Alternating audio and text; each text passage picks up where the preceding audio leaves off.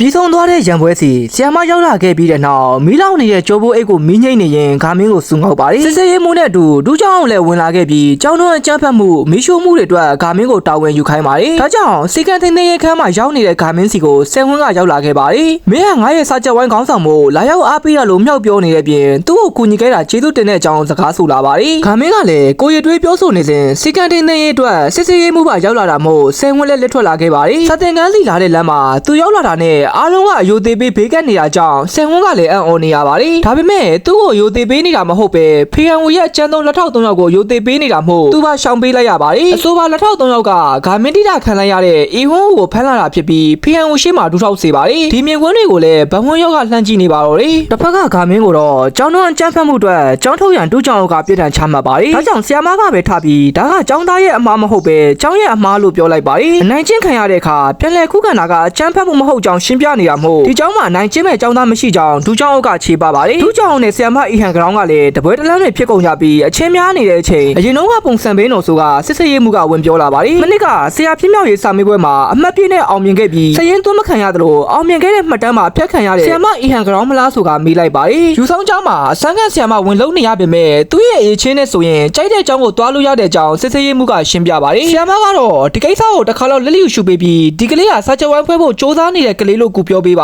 တယ်ဒါကြောင့်စစ်စစ်ရေးမှုကလည်းစာချက်ဝိုင်းဖွဲ့ပြီးတော့စာကိုစ조사ရန်မှာကပြစ်ဒဏ်ကိုရှုပ်ဖို့ပေးခဲ့ပါတော့တယ်ဂါမင်းကတော့မနက်ခင်းတိုင်းမှာလေ့ကျင့်ခန်းတွေကိုခိုးလုပ်ပြီးမိခင်မသိအောင်ပြန်အိတ်နေတတ်ပါတယ်အဲနောက်ကျောင်းကိုရောက်လာတော့ဆယ်ဝန်းနဲ့စုံနေရင်စာချက်ဝိုင်းဖွဲ့ဖို့စာကိုစ조사ရန်တိုင်ပင်ကြပါတယ်ဘယ်လိုပဲဆိုအောင်တော့ဒီလိုပျက်စီးနေတဲ့ကျောင်းမှာစာလုံးမဲ့ကောင်ရှိပါမလားဆိုကစိတ်ပူနေရပြန်ပါတယ်တစ်ဖက်ကဆီယာမကိုတော့ဒူးကျောင်းကဆူငေါင်းနေပါပြီဒီကျောင်းမှာကစာချက်ဝိုင်းဖွဲ့ကိုတရားဝင်ဖွဲ့စည်းဖို့ဆိုတာလွယ်ကူတဲ့ကိစ္စမဟုတ်ပဲနှစ်ပတ်အတွင်းအဖွဲ့ဝင်9ယောက်ရှာခဲ့ရန်ပြောပါတယ်နှစ်ပတ်နေလို့မှတတ်မှတ်ထားတဲ့အဖွဲ့ဝင်မရဘူးဆိုရင်ဒီကိစ္စကိုဖျက်သိမ်းဖို့နဲ့ဆီယာမကိုယ်တိုင်လည်းလှုပ်ထွက်ရန်သတိပေးလိုက်ပါတော့တယ်ဒါကြောင့်ဆီယာမကလည်းမလွယ်ကူတဲ့ကိစ္စကိုအကောင့်ထဲဖော်ဖို့ရာဂါမင်းနဲ့ဆယ်ဝန်းကိုအားပေးရပါတယ်ကိုရီးယားရဲ့ကျောင်းထဲမှာတရားဝင်စာချက်ဝိုင်းအဖွဲ့တွေရှိကြပြီးအဖွဲ့ဝင်တိုင်းကစာတော်ကြတဲ့ဟိုက်ဖာတွေပါပဲဒါပေမဲ့ယူဆောင်ကျောင်းမှာတော့တခါမှမရှိဘူးခဲ့ပဲဒီနှစ်မှာအကောင့်ထဲဖော်ရန်တိုက်တွန်းလိုက်ပါတယ်ဂါမင်းတို့လည်းကျောင်းမှာအဖွဲ့ဝင်ရှာဖို့အတွက်စာတွေကပ်ပြီးစီယုံကြတော့ကျောင်းသားတွေကဝိုင်းကြည့်ကြပါတယ်ဒါကြောင့်ဂါမင်းကလည်း9ယောက်ဆိုတာကခဏလေးနဲ့ပြည့်နိုင်ပြီး10ယောက်လောက်သာလာလျှောက်မယ်ဆိုရင်ဒုက္ခပဲလို့တွေးပူနေပါတယ်ဆယ်ဝန်းကတော့ဒါကမလွယ်ကူနိုင်တဲ့အကြောင်းပြောနေပေမဲ့လာလျှောက်တဲ့သူတွေများနေရင်ဦးရလူစနစ်နဲ့တွားရမလားအစစ်နဲ့တွားရမလားဆိုကအားချောင်းပြန်ပါတယ်အစစ်နဲ့သာတွားမယ်ဆိုရင်မင်းဟာအရင်ဆုံးအဖြုတ်ခံရမှာလို့ဆယ်ဝန်းကချီးကျူးသွားပါတော့တယ်ဒီလိုနဲ့ဂါမင်းတို့လည်းစာကြီးတိုင်းမှာစာလုပ်နေတော့ပထမနှစ်တိုက်ခိုက်ရဲ့အဆင့်3ဆိုတဲ့ကောင်ကရောက်လာပါတယ်ဒီဝန်းဦးလို့ပထမနှစ်အဆင့်1ကောင်ကိုအလဲထိုးခဲ့တာမို့သွေးပေါင်ချိန်ဖို့ရောက်လာခဲ့တာပါဂါမင်းကတော့စာချက်ဝိုင်းအဖွဲ့ဝင်ဖို့လာတယ်ထင်တာကြောင့်တရင်တနီနှုတ်ဆက်နေပြီးဖောင်ဖြည့်ရန်ပြောပါတယ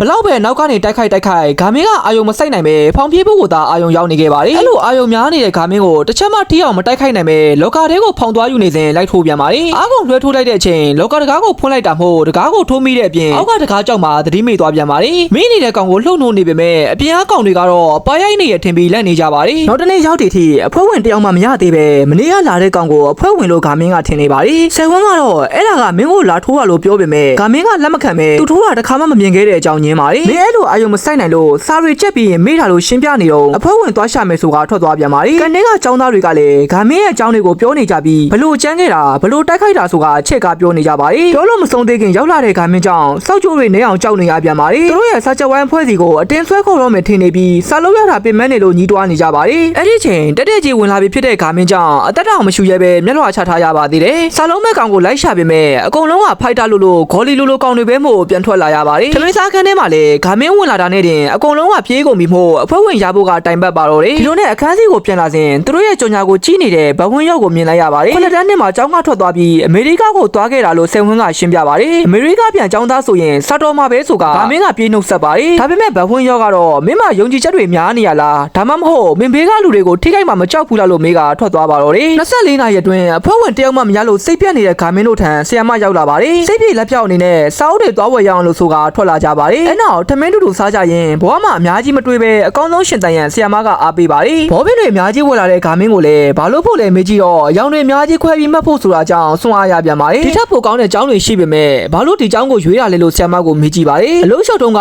ကိစ္စလေးနည်းနည်းရှိခဲ့ပြီးအခုမှအစားကနေပြန်စားရတာလို့ပြန်ဖြေလိုက်ပါတယ်အဲ့နောက်မှာတော့အိမ်ပြန်ဖို့လမ်းခွဲကြရင်လည်းဂါမင်းရဲ့စာအုပ်လေးကဆီယာမစီပါသွားခဲ့ပါတယ်ဆီယာမအိမ်ပြန်လာတဲ့အခါအခန်းတကားကပွင့်နေခဲ့ပြီးအထဲမှာတော့အီဝန်းဦးကရောက်နေခဲ့ပါတယ်ဂါမင်းကလည်းဆီယာမစီကိုဖုန်းခေါ်နေပေမဲ့ဆီယာမကတော့ဖုန်းမကင်တော့ပါဘူးအခန်းထဲမှာက4ယောက်လောက်ရှိနေပြီးဒဏ်ရာတွေနဲ့ဝန်းဦးကတော့ဆီယာမကိုပ ညာပေးမယ်လို့ပြောလာပါတယ်ငါဘာလို့မေးလို့လဲလို့ပြန်ပြီးတော့ကျွန်တော်လည်းကောင်းကောင်းမသိပဲဖီယန်ဟူကခိုင်းတာလို့ရှင်းပြပါတယ်ထူးချောင်းနဲ့ဖီယန်ဟူကိုပြဿနာရှာရင်ဒီလိုပဲဆုံးသက်ရမှာမို့ကျွန်တော်ကိုအပြစ်မတင်ဖို့ပြောကခွားရှင်နဲ့ရိုက်ဖို့ပြင်လိုက်ပါတယ်ဒါပေမဲ့ရုတ်တရက်မီးပြတ်သွားတဲ့ချိန်လူတယောက်ကဝင်ရောက်တိုက်ခိုက်ရင်းနဲ့ဆီယမကိုကယ်ထုတ်သွားပါတယ်လာကယ်တဲ့သူကဗဝင်းရော့ဖြစ်ပြီးကားပါငင်တီရောက်အောင်ပြေးခဲ့ကြပေမဲ့လူအင်အားများတာမို့ပုံနေရပါတယ်ဘလို့ပဲပုံနေပေမဲ့ရှာတွေ့သွားပြီမို့ဆီယမကဂျာကနေဝင်တားပေးပါတယ်ဒါကြောင့်ဆီယမကိုဖျက်ထုတ်ပေးလိုက်ပြီးတိုက်ပွဲကြီးကိုစတင်လာပါတယ်တန်ခွန်းဆွတ်ထားတဲ့ဗဝင်းရော့ကဝင်လာတဲ့ကောင်တိုင်းကိုခုခံတိုက်ခိုက်နေရင်ဘုံတို့ကတော့မြင်ဘူးတယ်လို့ကြည်နေကြပါတယ်ညာတဲ့တယောက်ဖြစ်တဲ့အပြင်ဒေါတွေနဲ့ပါရိုက်နေတာမို့ဘလို့မှမခုခံနိုင်တော့ပဲရိုက်ခံလိုက်ရပါတယ်ဘုံတို့ကလည်းဒီကောင်ကအလဲတဲ့နှစ်မှာလူတက်ခဲ့တဲ့လူတက်ကောင်မလားလို့ပြောနေကြတော့ဗဝင်းရော့ကဝင်ထိုးပါတယ်ဒါပေမဲ့လူအင်အားနဲ့လွယ်တကူနိုင်ယူရင်းဝိုင်းဝန်းကန်ကြောက်ပါတော့တယ်အေဝန်းကတော့ဆီယမကိုရိုက်နှက်တော့မဲ့ချိန်ဂါမင်းမှာရောက်လာခဲ့ပါတယ်အဲ့နောက်ထပ်လူအင်အားတွေပါရောက်လာတာကြောင့်ဒီရန်ပွဲကြီးကကြီးထွားလာခဲ့ပါတယ်အေဝန်းကိုဆွတ်တွန်းလိုက်ရင်းနဲ့ဒီရန်ပွဲတွေကိုဂါမင်းမှာဝင်လာပါတော့တယ်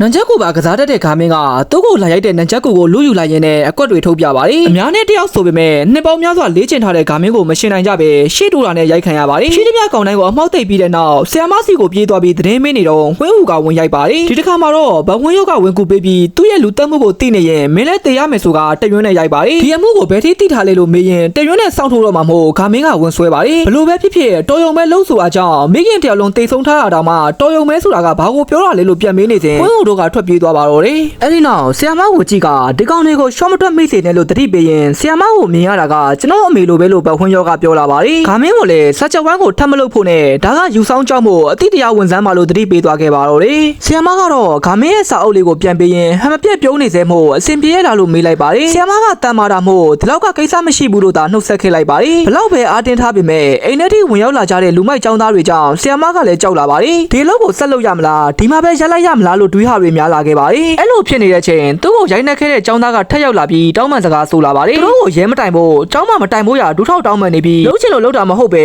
ဖီယန်ကိုခိုင်းလို့ဖြစ်တဲ့ကြောင်းအချင်းချင်းရှင်းပြနေခဲ့ပါတော့တယ်ဒီလိုနဲ့ရက်နဲ့ငယ်ကြားတဲ့အထိအဖိုးဝင်တယောက်မှမရသေးတာကြောင့်သူတို့ဖျက်သိမ်းရတော့မယ်လို့ဆယ်ဝင်းကပြောနေပါတယ်ယောက်ျားလေးတွေနဲ့မရရင်မင်းကလေးဆောင်တီသွားမယ်ဆိုတဲ့ဂါမင်းကြောင့်ဆယ်ဝင်းမှလိုက်ချလာပါတယ်ဒီလိုနဲ့ပဲမင်းကလေးစတင်ကန်တစ်ခုစီကိုဂါမင်းကိုတွန်းထည့်လိုက်ပါတော့တယ်ဒီနေရာလေးမှာပဲအပိုင်းနှစ်ကပြီးဆုံးသွားပါတယ်